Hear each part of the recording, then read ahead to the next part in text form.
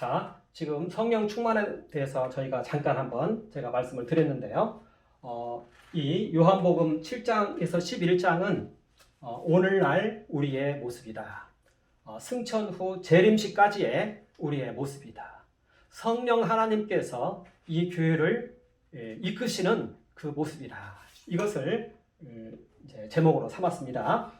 그래서 예수 그리스도의 생애와 그 교훈은 2장에서 6장에 사실은 다 나타나 있어요. 여기서 바로 십자가로 이어져도 됩니다. 그런데 이제 7장에서 11장까지의 내용은 장막절, 초막절의 모습입니다. 당시에 장막절, 초막절이 의미하는 바는 이스라엘 백성들이 6월절에 출애굽을 해서 가나안 땅에 들어가기 전까지의 그 모습을 말해주고 있습니다. 바로 우리의 모습을 말하고 있는 것이죠. 그때 주님께서는 뭐라고 말씀하셨냐면 7장에서는 성령께서 임하면 너희 배에서 생수의 강물이 솟아 넘쳐날 것이다. 이것을 말씀하셨습니다. 그리고 8장에서는 이제 그 내용을 말씀하고 계시는데요. 가늠한 여인이 왔을 때 그 여인에게 자신이 세상의 빛이다 이렇게 말씀하시면서 그 여인을 구원해 주셨습니다. 바로 교회가 이제 시작이 된 거죠. 어떻게 보면 그 여인의 참 남편은 예수 그리스도인 것입니다. 그리고 이제 소경을 만나서 그의 눈을 뜨게 해 주심을 통해서 예수께서 만나 주셨습니다. 바로 우리도 예수 그리스도와의 만남을 통해서 이와 같이 예수 그리스도를 위해서 사는 삶을 살고 있는 것입니다. 우리가 예수 그리스도와의 인격적 만남이 이미 형성되어 있다는 것을 우리는 믿어야 되는 것입니다. 주인과 종의 관계이고 머리와 몸의 관계인데 이것을 우리는 활용하기만 하면 되는 것입니다. 그러면 주님께서는 어떠한 형태로든 우리에게 말씀을 하십니다. 그래서 우리는 이미 주님과의 인격적인 만남이 있는 사람이고 그리고 기도할 때마다 우리는 이 사실을 다시금 상기시키는 것입니다. 이때 주님께서 우리에게 하시는 말씀은 자신 안으로 들어오라고 말씀하시는 것입니다. 내가 양의 문이니 내 안으로 들어오라. 우리는 주님의 몸 안으로 들어가야 됩니다. 그러면 주님께서는 이제 우리를 자신의 생애 속으로 이끄십니다. 이와 같은 혼인잔치와 거듭남과 이러한 자신의 살과 피를 내어주는 그러한 곳으로 인도를 하셔서 우리 주님 몸 안에서 이제는 우리가 제사를 드릴 수 있도록 해 주시는 것입니다. 예수께서 이 세계 속에 오신 그 이유는요, 제사를 위해서 오셨습니다. 주님의 생애는 제사의 생애였고요. 그리고 십자가 사건은 자기 자신을 제물로 드리는 사건이었고요. 그리고 예수님께서 지금 이 세계 위의 대제사장으로 지금 살아계셔서 그 사역을 감당하고 계십니다. 여전히 주님께서는 그 대제사장의 직무를 지금도 수행하고 있는 것입니다. 우리는 여기에 대해서 분명한 가치관을 가져야 되겠습니다. 자, 이제 우리가 주님의 십자가 제사에, 주님의 십자가에 참여합니다. 우리는 성령 충만함을 받고 또 주님과 함께 주님의 생애 속으로 들어가서 이제는 주님의 생애의 클라이막스가 이제 십자가 제사입니다. 그 십자가 제사에 우리가 이제 주님과 함께 참여하는 것입니다. 우리가 주님의 몸 안으로 들어갔기 때문에 이제는 주님과 함께 십자가 제사에 참여하는 것입니다. 그런데 이때 우리는 십자가 제사의 의미를 잘 알아야 되겠습니다. 십자가 제사는 1차적으로 번제의 제사입니다. 우리의 생명을 하나님께 산 제사의 제물로 드리는 제사인 것입니다. 우리의 생명, 소유, 소득, 사업장, 인생, 재산을 하나님께 산 제사의 제물로 드리는 제사인 것입니다. 예수님께서 바로 이 일을 하셨습니다. 예수님께서는 자신의 생명을 십자가에서 하나님께 바치셨습니다. 그러면서 그 안에서 우리도 또한 함께 바쳐졌고 우리는 이제 주님 저도 자원함으로 제 생명을 하나님께 바칩니다 하면은 하나님께서 예수 그리스도 안에서 우리를 받아주십니다. 우리 인간의 의지로 하는 것은 둘째예요. 사실은 예수 십자가 안에서 하나님께서는 우리를 받으시는 것입니다. 우리의 어떤 용기나 우리의 어떠한 일시적인 용기나 이러한 것을 가지고 받는 것이 아니라 우리는 인간은 변할 수 있습니다. 그러나 예수 십자가 안에서 우리를 하나님께 산제사의 제물로 올려드리면 예수 그리스도를 받으면서 우리를 또한 함께 받으시는 것입니다. 그렇게 해서 우리가 연락되는 것입니다. 그리고 하나님께서는 우리는 또 이 기도를 한 15분 정도 해야 되는데요.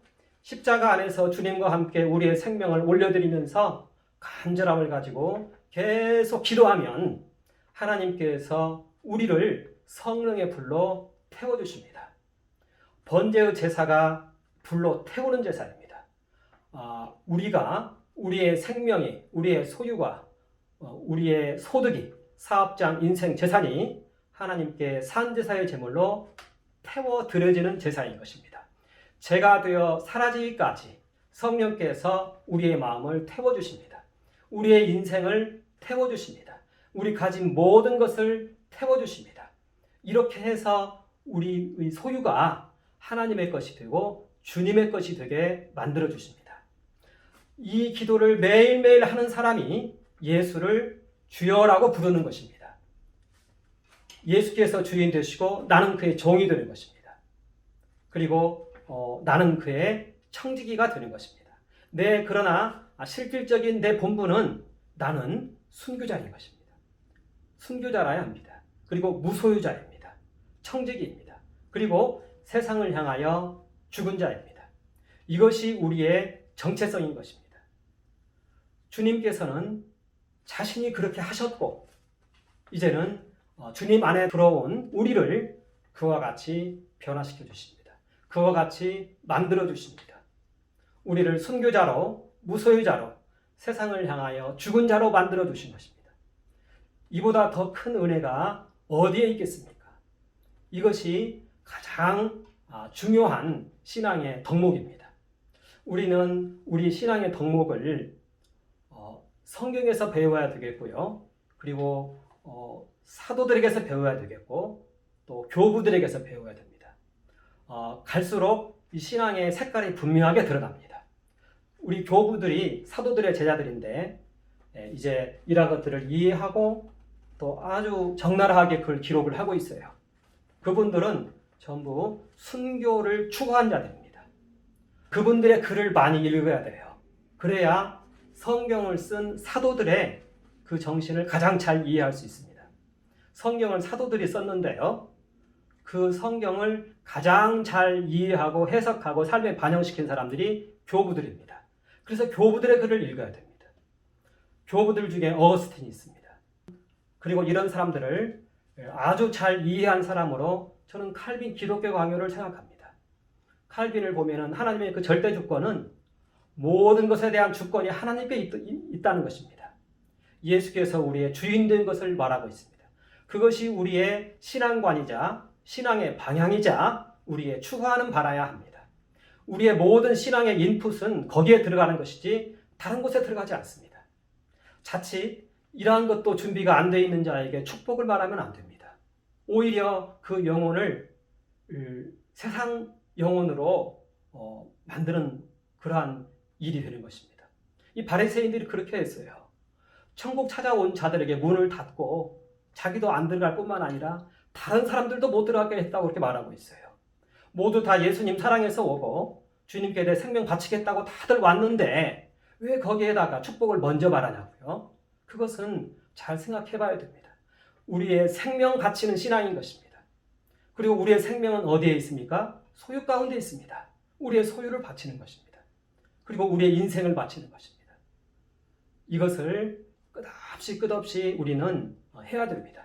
하루에 15분씩 이 방언으로 계속하여서 주님과 함께 그 십자가 안에서 우리 생명을 하나님께 올려드려야 된다는 것입니다.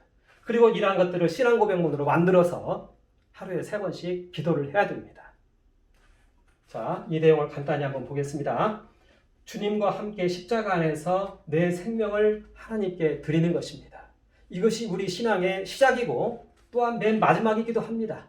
이렇게 하면은 그 다음은 다 선순환 구조로 돼서 잘 되어요. 근데 이것이 안 되면 그 다음 것들은 다 얽혀버립니다.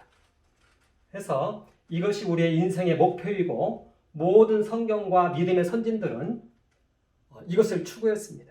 그리고 이것이 예수를 주로 삼는 행위인 것입니다. 주님께서는 우리를 품에 품으시고 십자가에서 자기의 생명 바치면서 번제를 드리셨는데, 사실은 주님의 생애는 번제의 생애였는데 바로 우리를 위한 그러한 번제였던 것입니다. 우리는 여기에 참여해서 주님과 함께 생명 드리는 기도를 매일매일 해야 됩니다. 자원함과 감사함으로 우리를 하나님께 바치는 것입니다. 주님께 바치는 것입니다. 우리에게는 순교자, 무소유자, 세상을 향하여 죽은 자, 이것이 우리의 삶의 태도인 것입니다. 주님께서는 우리 안에서 염려, 근심, 두려움을 성령의 불로 태우실 것입니다. 시기, 질투, 욕심도 태우실 것입니다. 재리의 유혹과 명예도 태우실 것입니다. 성령의 불로 우리를 태우시며 역사하십니다. 주님께서는 성령의 불로 우리를 태우시는 하나님이십니다. 주님과 함께 십자가 위에서 기도하면 하나님께서 성령의 불로 주님을 태우시는 그 하나님께서 우리도 함께 태워주시는 것입니다. 번제단에 타오르는 성령의 불이 우리의 죄와 욕심을 태우고 우리의 생명, 소유, 소득, 사업장, 인생, 재산을 성령의 불로 태우시며 주님의 것이 되게 하십니다. 그리고 우리는 주님의 청지기로서 이렇게 살아가는 그러한 것입니다. 내 생명, 소유, 소득, 사업장, 인생, 재산을 하나님께 바치는 것이 바로 번제의 기도인 것입니다. 그리고 주님께서는 우리를 품에 품으시고 십자가 위에서 번제의 제사를 드리면서 또 그 십자가 위에서 속죄제의 제사를 드리십니다. 그래서 우리는 이 주님과 함께, 번제에는 원래 속죄의 기능이 있습니다. 그래서 과거에 번제와 속죄자가 하나로 되어 있었습니다. 해서 십자가 안에서 또 우리의 죄도 씻고, 그리고 주님께서는 우리의 죄를 사하시기 위하여서 십자가에 못 박혀 죽으시고 물과 피 쏟으시고 죽으시고 장사 지냄 받으시고 음부에까지 내려갔다, 이렇게 말하고 있습니다. 우리도 주님과 함께 십자가에 못 박혀 죽었고 장사 지냄 바 되었고 음부에까지 내려갔습니다. 이렇게 함을 통해서 주님께서는 우리를 위한 속죄와 대속을 이루신 것입니다. 또한 우리 주님께서는 우리를 의롭다 하시기 위하여서 죽은 자 가운데서 다시 사셨습니다. 우리로 하여금 의롭다 하시기 위해서, 하나님을 위해서, 하나님을 사랑해서 하나님을 사랑하기 위하여 살게 하기 위해서 주께서는 다시 살았다. 성경은 이렇게 말을 하고 있어요. 그러니까 주님의 그 다시 사심도 우리를 위한 삶이다라고까지 얘기를 성경에서는 말하고 있어요. 우리는 이 주님과 함께 죽고 이 주님과 함께 다시 살아야 되겠습니다. 이것이 이제 속죄제의 시작입니다.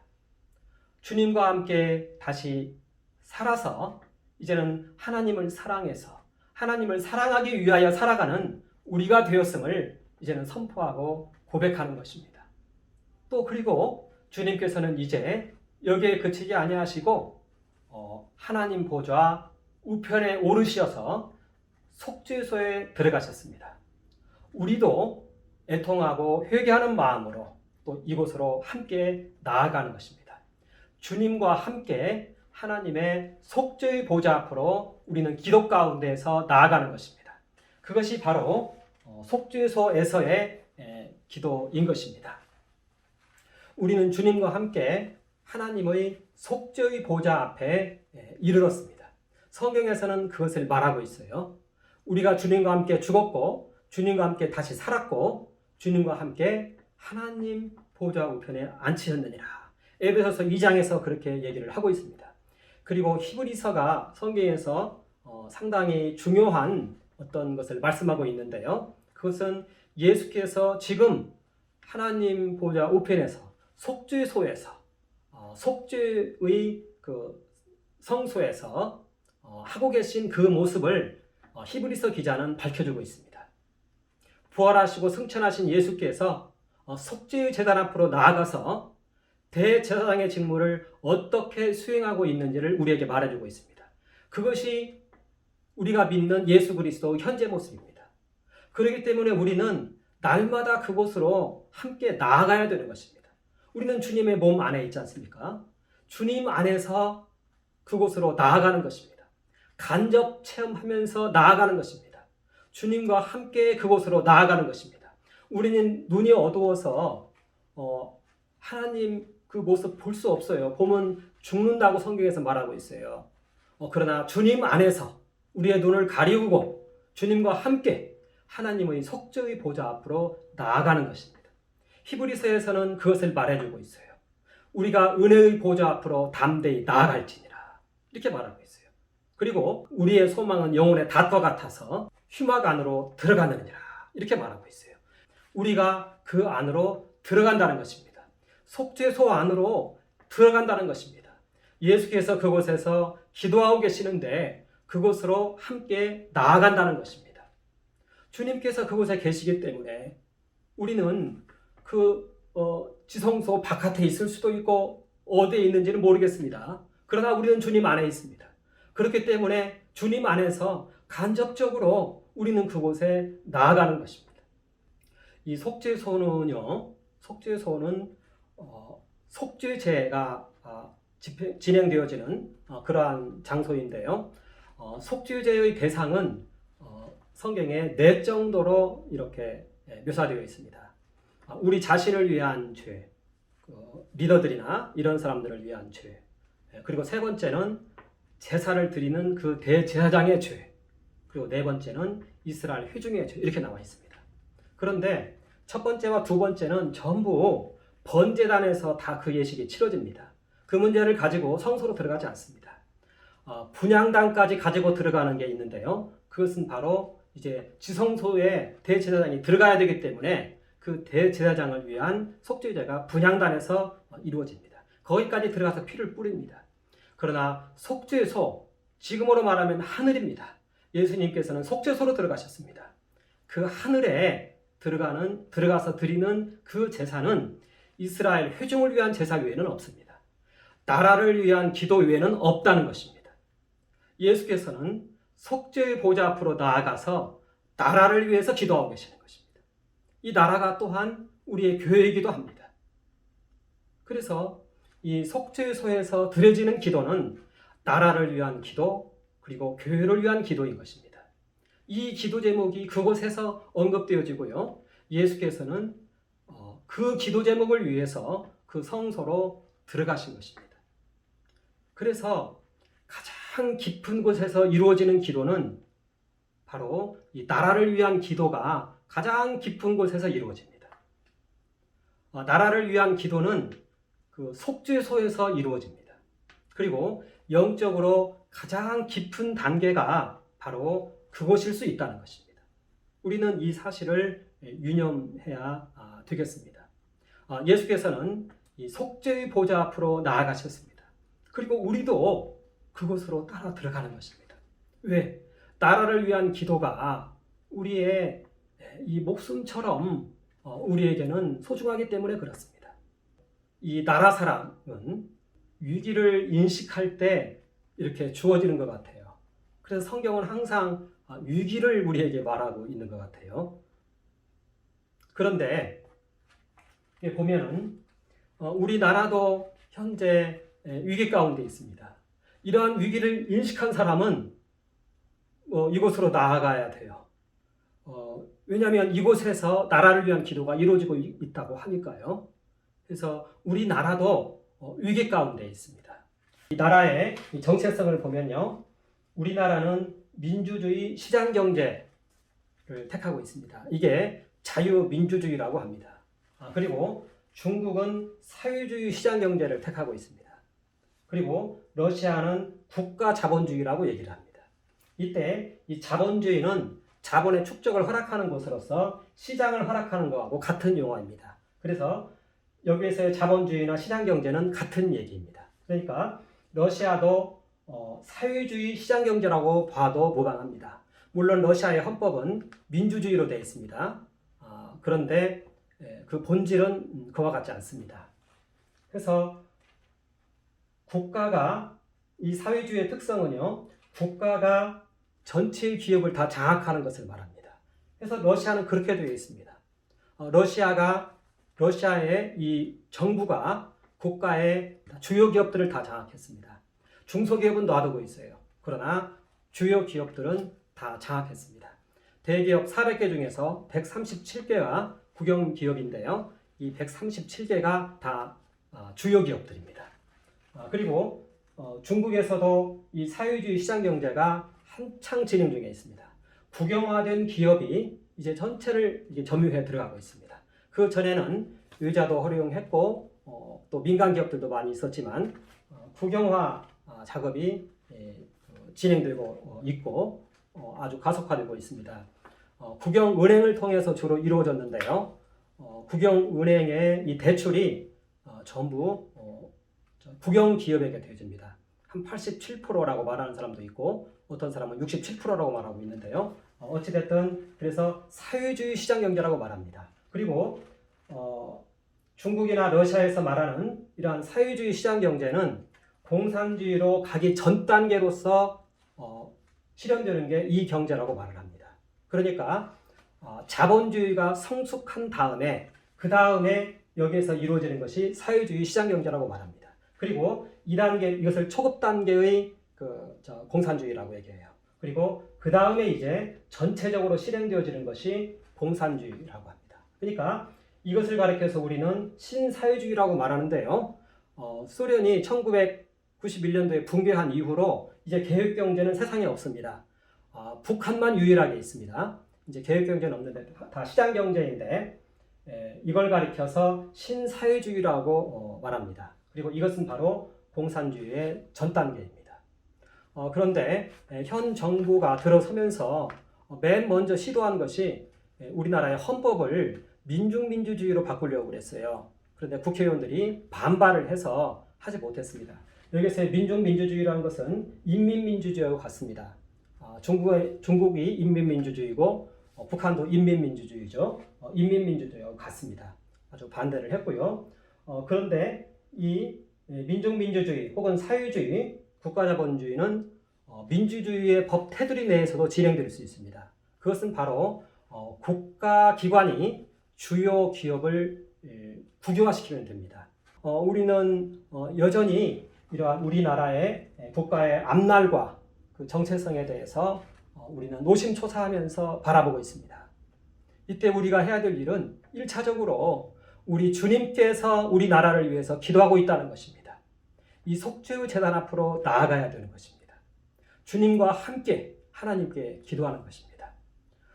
속죄소의 속죄의 제단에서 하는 기도, 이 속죄의 제단과 나라 사랑의 제단과 복음 전도의 제단이 다 같습니다. 다 이퀄이라고 보시면 됩니다. 우리가 속죄의 제단에 나아가는 이유는 우리의 나라 사랑 없음으로 인해서 이 죄를 회개하면서 나가는 것이고요. 왜냐하면 나라 사랑이 없어서 나라가 위기 가운데 빠졌기 때문에 그렇습니다. 그리고 나라 사랑 없는 복음 전도는 존재하지 않습니다.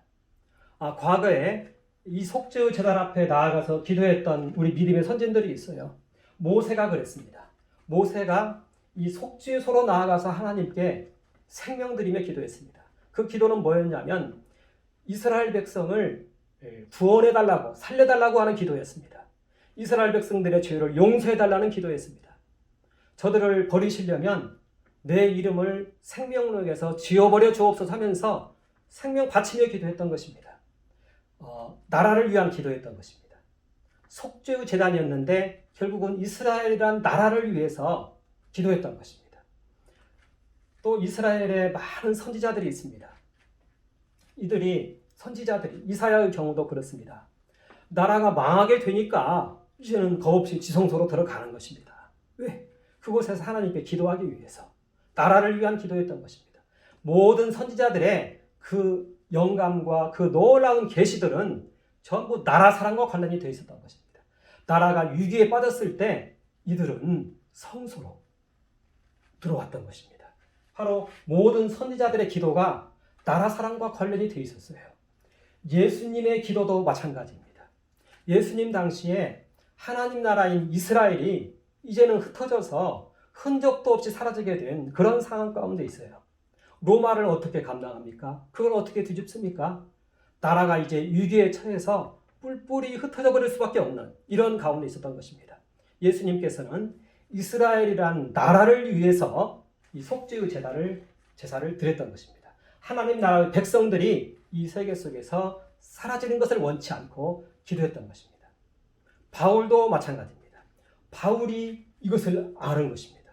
예수님께서 이스라엘과 이방 사이에 막힌 담을 허문 것을 바울이 알았습니다. 바울도 신앙의 출발점은 나라 사랑이었습니다. 자신이 이 이스라엘 나라를 위해서 자신이 목숨이 바쳐질지라도 관제의 제물로 드려질지라도 나는 원하고 원하는 바라. 이렇게 말합니다. 자기의 목을 자르고 그 피를 쏟는 그런 제사로 바쳐질지라도 나는 원하고 원하노라. 바로 자기의 생명을 나라를 위해서 뿌렸던 것입니다. 그런데 알고 보니까 이제 영적 이스라엘이 새롭게 탄생한 것입니다. 이스라엘과 세상 막힌 담이 허물어진 것이에요. 영적 이스라엘이 탄생한 것이에요. 복음을 전해서 영혼들이 돌아오면 그게 영적 이스라엘이 되는 것입니다. 그게 나라가 되는 것입니다. 그래서 사도 바울은 이제 이 나라 사랑의 모든 열정이 복음 전도로 승화했던 것입니다. 그렇기 때문에 나라 사랑과 복음 전도는 서로 뗄래야 뗄 수가 없습니다. 그리고 나라 사랑이 더 원초적입니다. 선험적입니다. 더 본능에 가깝다는 것입니다. 그것은 혈육과 같습니다. 거기서부터 이 많은 것들이 출발합니다. 양심이 깨어났을 때 나라 사랑이 깨어나는 것입니다. 양심적 행위인 것입니다. 그래서 거기가 속죄의 제사입니다. 나라 사랑 없음에 대한 그 제사는 속죄소에서 드려지는 제사입니다. 그래서 그곳은 나라 사랑의 제단이고 복음 전도의 제단인 것입니다. 이 셋은 같이 움직입니다. 예수님께서 그곳에서 자신의 생명을 하나님께 자신의 피를 뿌리면서 자신의 생명을 쏟으면서 나라를 위해서 기도하고 있다는 것입니다. 저도 거기에 참여했을 때 주님께서는 우리 나라를 위해서 그렇게 기도하는 것입니다. 주님과 함께 이 나라를 위해서 기도하는 것입니다. 주님께서 생명 쏟으면서 기도했으니 우리도 또한 그 안에서 우리의 생명 쏟으면서 우리의 생명 바치면서 기도하는 것입니다. 그런데 나라 사랑도 주님께로부터 출발하는 것 같아요. 왜냐하면 우리 안에 있는 나라 사랑은 부족하고 한계가 많습니다. 그래서 우리는 기도해야 됩니다. 주님, 우리 나라를 위해서 더욱 간절히 기도하시고 그리고 그 마음을 내게도 부어달라고 기도해야 됩니다. 주님께서 기도하게 해야 됩니다.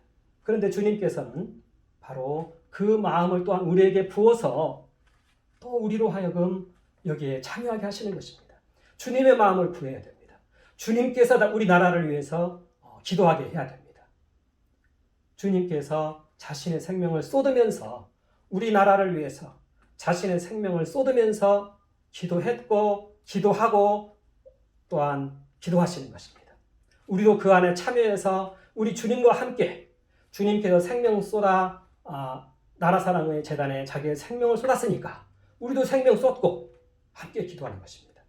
우리 나라를 하나님께서 용서하시고 우리 나라를 구원해 주실 것을 위해서 우리는 기도하는 것입니다. 이것이 바로 속죄소의 기도입니다. 속죄제의 제사입니다. 이 내용을 간단히 다 설명을 제가 드린 것 같은데 다시 한번 보면 주님과 함께 죽고 다시 살아 보좌 앞에 서고요. 여기에 있는 내용은 요한복음 14장 20절에 보면 잘 나타나 있습니다. 또한 주님과 함께 속죄소로 들어갑니다. 이곳에서 내 평생의 죄, 가족, 사업장, 교회, 나라를 위해서 기도하고 이 속죄의 제단, 속죄의 이 보좌 앞에서는 우리는 나라를 위한 기도를 한다는 것입니다. 우리 나라와 우리 교회를 위한 기도를 한다는 것입니다. 우리 나라와 교회는 불과 분리의 관계입니다. 같다고 보셔도 될 것 같습니다. 막힌 담이 허물어졌습니다. 그래서 이제는 이 나라의 교회가 주님 것이고 또 이 나라가 주님의 것입니다. 이건 이제 분리되지 않고 있습니다. 생명 쏟으시며 나라 위해서 기도하시는 주님께서 계시는데 이 주님과 함께 이 속죄의 재단에서 나라 사랑의 재단에서 복음 전도의 재단에서 우리의 생명 바치면서 우리는 기도를 하는 것입니다. 주님의 그 속죄의 마음을 부어달라고 하면서 우리 나라와 교회를 위해서 우리는 기도하는 것입니다. 이것이 바로 속죄소에서의 이제 기도가 되겠습니다.